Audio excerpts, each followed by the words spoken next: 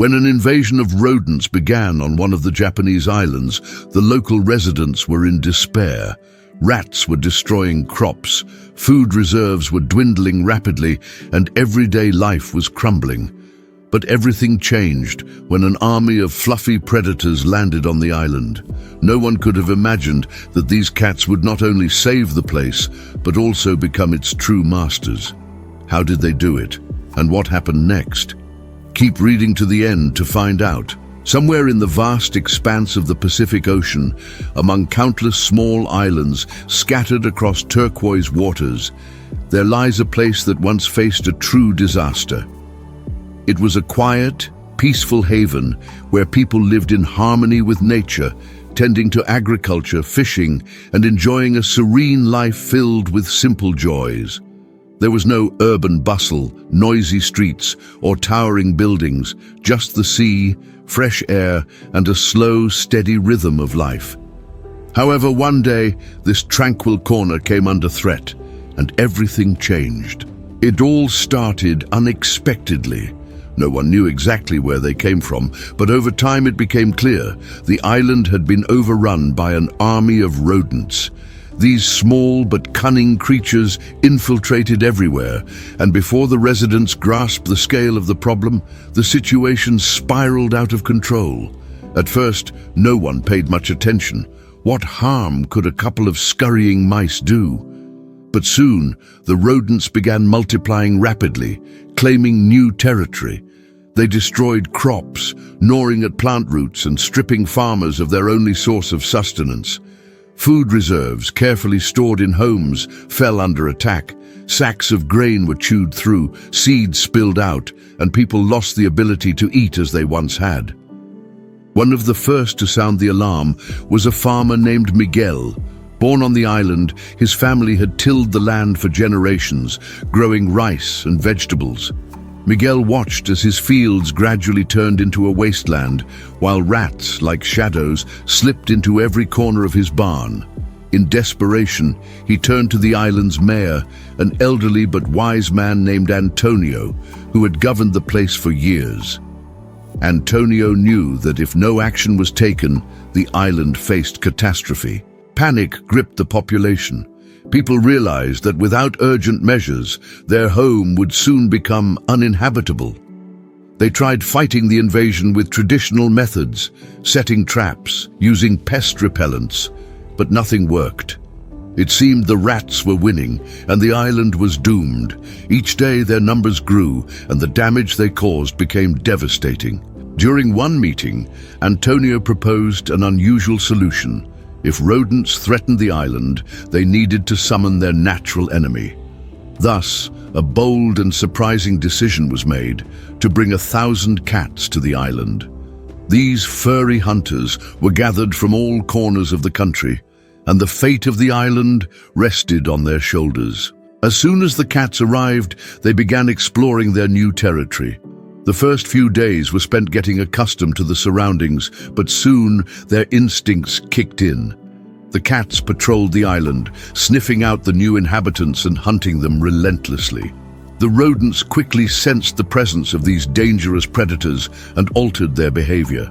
They no longer roamed freely through the streets or swarmed homes, as danger lurked around every corner. Each cat, guided by its natural instincts, tracked, stalked, and pounced on its prey with lightning speed. Months passed, and the residents began to notice changes. Where the frantic activity of rodents once reigned, there was now silence. The number of pests dropped dramatically. For the first time in ages, Miguel saw his rice fields blooming again, and his sacks of grain remained untouched. Farmers breathed a sigh of relief. Their fields were no longer under attack. Crops stopped vanishing at night, and food stores ceased being destroyed. Slowly but surely, the island started coming back to life. The people who had recently fought desperately against the rodents watched in awe and gratitude as the fluffy hunters went to work. Years went by, and the island transformed completely. Within 2 years, the disappearance of the rodents became undeniable, yet the cats continued their vigilant watch. It was as if they sensed the importance of their mission and maintained the balance they'd established. The residents, initially wary of the mass influx of cats, gradually grew to love their saviors. These furry creatures didn't just live on the island, they became an essential part of its ecosystem. People began caring for them, feeding them, and even building shelters. Lucia, a young woman working at a small island cafe, shared how one cat, which she named Luna, became a regular visitor at her shop. At first, the animal watched from a distance, but it soon grew accustomed to people and even let them pet it. Stories like this started popping up everywhere. Each family had its own cat, and the residents stopped seeing them as mere hunters, instead viewing them as true companions. 8 years after the cats arrived, the island was officially declared rodent-free. It wasn't just a success, it was a genuine miracle that spread beyond Japan's borders. However, the journey to that point was long and full of changes. In the first few years, the rodents gradually vanished, though no one could say for sure if they were gone forever.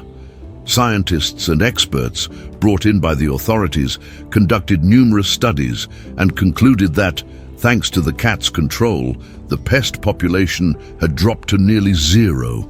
The island's ecosystem began to recover, and nature seemed to come alive again. 4 years after the cats' arrival, harvests grew abundant once more. Farmers returned to their routines, and residents began feeling safe again. The problem seemed solved, but a key question remained: what to do with the cats now? They had fulfilled their mission, but no one could picture the island without them. By the 8th year of the Cat Kingdom, these furry predators hadn't just settled on the island. They'd become an inseparable part of it. Tourists, drawn by the incredible story of salvation, started visiting this unique place where cats reigned supreme. Special zones with shelters were even built, where locals cared for, fed, and tended to them.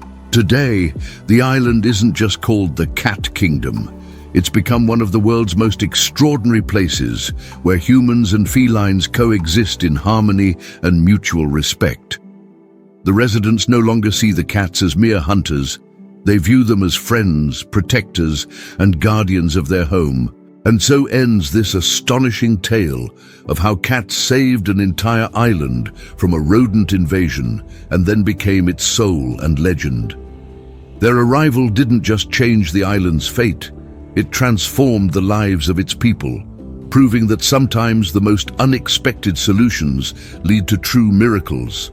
Now anyone who visits can see how nature and humanity can thrive together, with these fluffy guardians forever a part of this remarkable land.